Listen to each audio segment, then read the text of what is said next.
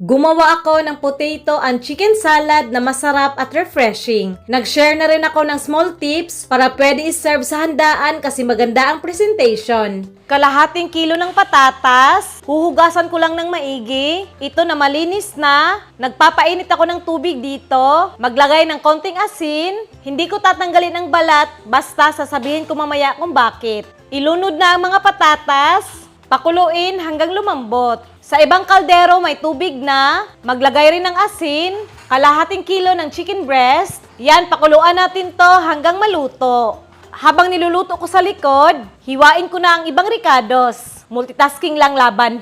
Patatas check. Ayan, malambot na. Hanguin. Itong chicken breast rin. Ayan, luto na rin. Cool down lang muna. Ito na, cool down na. Babalatan ko lang. Ito na nga, kaya ako niluto to ng buo. Tapos may balat pa para hindi matubig at hindi mawala ang natural na lasa ng patatas. Nabalatan ko na lahat. Hiwain ko ng pa-cubes.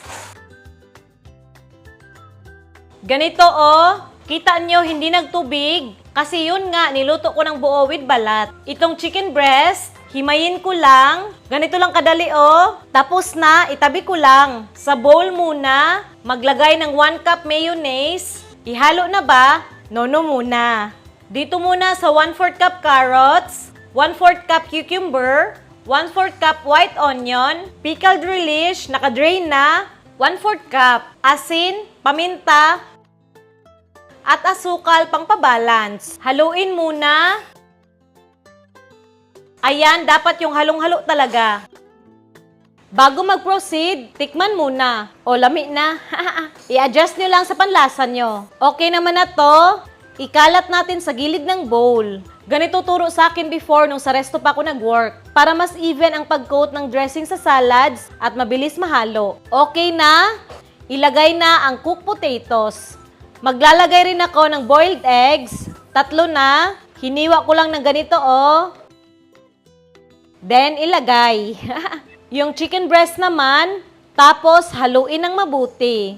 Mabilis lang nahalo, tapos hindi nagkadurog-durog yung patatas. Natakam na ako.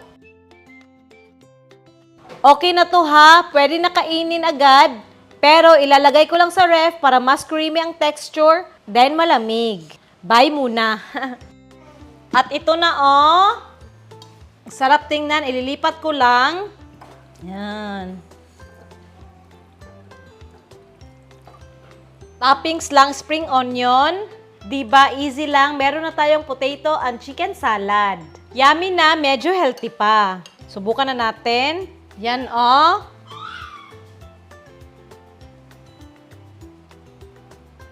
Yan. Sige nga.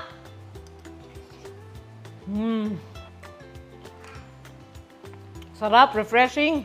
Pwede na to side dish, pwede pang baon, or pwede ito na lang mismo yung kainin mo. Nakakabusog. Sarap.